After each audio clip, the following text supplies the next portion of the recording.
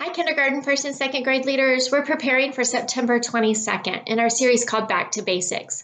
In this series, we've looked at Solomon and what it looks like to be wise. In fact, we've talked about wisdom all the way throughout, trying to figure out what it takes to make the right decision at the right time. And that all of us know that what we need more than anything is to remember that God is the one that can help direct us toward the right decisions.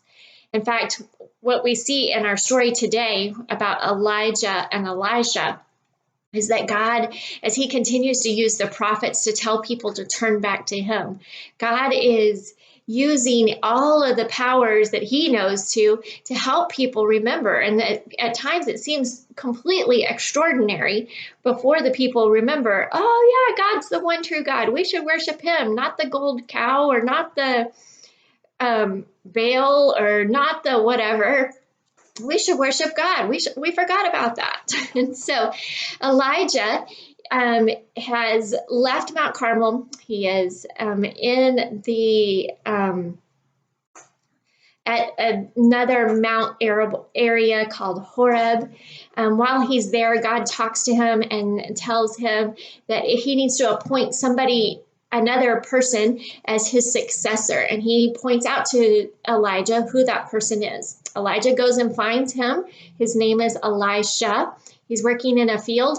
And as Elijah approaches him, he puts his cloak on him.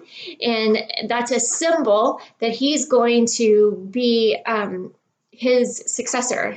He would be the one who was going to be prophet after Elijah leaves. Elijah follows Elijah and lives with him and is a part of life with him. So he sees all of the miracles that Elijah is able to perform. In the story today, we even see that Elijah puts his staff on the Jordan River and the waters part so that Elijah could cross the river wherever he wanted to. And so Elijah's looking at all of this saying, okay, if I'm going to do what you're going to do, what you do, Elijah, then I'm going to need more than just my manpower. I'm going to need more. I'm going to need God to give me the same powers that you have. And Elijah tells him that if you see me when I am dying, then you will have that. And if you do not see me, then you will not have that. Well, of course, Elijah's not going to leave him now, ever, because he wants what Elijah has so that he can show the people that he has God's power. And so Elijah is walking down the road with Elijah, and a chariot of fire and horse of fire comes out of the sky, picks up Elijah. Elijah drops his cloak as he's leaving, and he is taken immediately to heaven. No, oh, I'm not feeling well. No, oh, I think I need to go lay down. No, God shows up in his extraordinary power and says, now's the time. And Elijah, I'm going to give you what Elijah had. And so Elisha picks up Elijah's cloak, he puts it on, and he he goes to the Jordan River and tries to do the same thing Elijah was able to do with his staff. And so he puts his staff on the river, and the river waters part. And he knows that God has given him the exact same powers that Elijah had. And we know that that's not Elisha's powers. Those are God powers through Elisha, so that the people will know in extraordinary ways that God is the God to follow. I think it's amazing how many of us, and I'm in that boat, that I need something extraordinary before I remember, oh yeah, I need to follow God.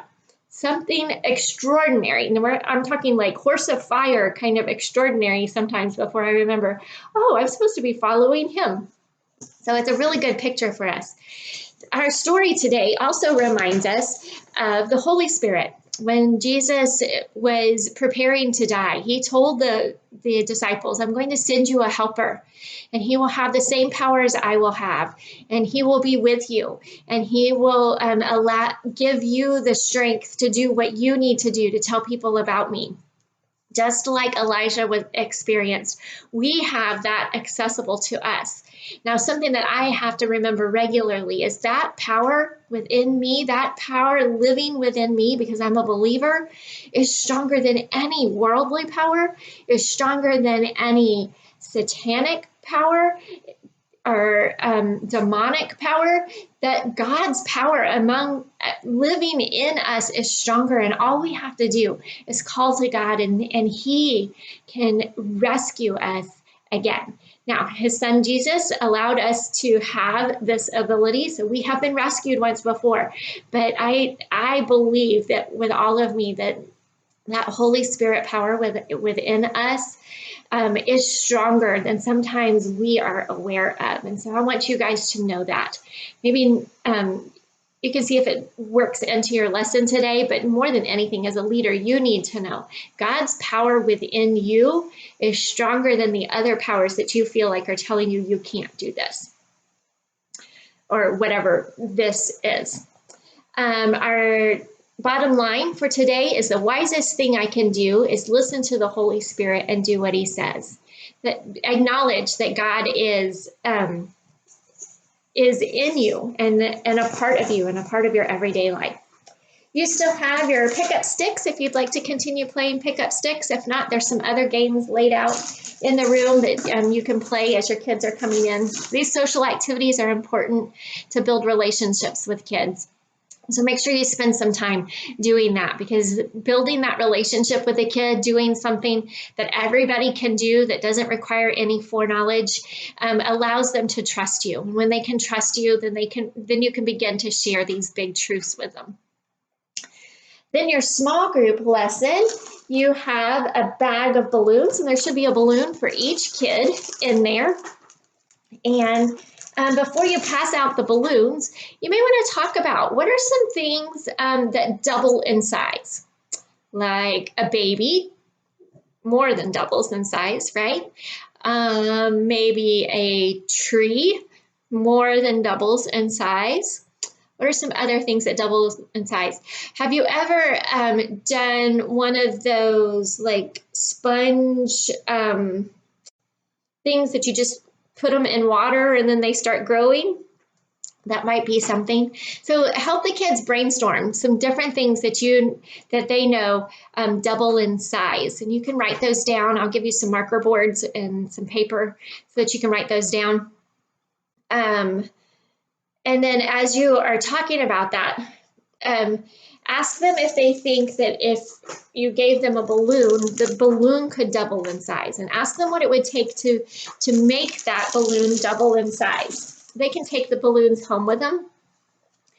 And just a reminder that what Elijah was asking for was more than what he had, and that when we allow the Holy Spirit to be the same thing in us, then the Holy Spirit allows us more than what we think we have. And so you can know that God's Spirit is living within you when you are a believer. And this may be a good time to share with the kids what it means to be a believer, and how the Holy Spirit comes to be a part of you. Like, it's not taking over your heart necessarily, but talk about that. These are little kids, and so they are still very literal. So you may have to describe what that looks like to them. Your memory verse activity, you have your bucket still with your bean bags. The kids are having fun with this game, and some of them are getting really good at throwing bean bags. They could enter a cornhole competition soon. One other thing I want to point out to you is there's some discussion questions. And what I'm going to start doing in these videos is kind of pointing out a discussion question I feel like you should spend some extra time on.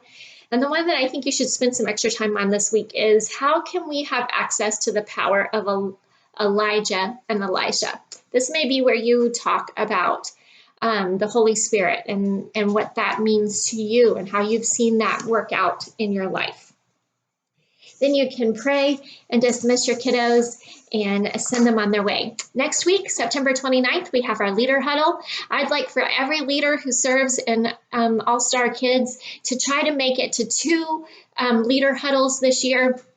We host 7 or 8 of them, so you are more than welcome to come to all of them. I'm not telling you you can't come to anything, but it would be nice for all of you to join us at some point within the year. Clear your calendar. We feed you an amazing lunch. We provide childcare for your kids with food for them as well. And in this time, we are spending time together, learning what it takes to grow spiritually. We realize that most of you serve at every opportunity, and so you're not possibly in an adult small group. So we want to give you the same thing that you would be getting in an adult small group during our huddle times as a way to encourage you and to learn from each other different ways that we can grow spiritually. Thanks for leading today. I look forward to seeing you guys soon.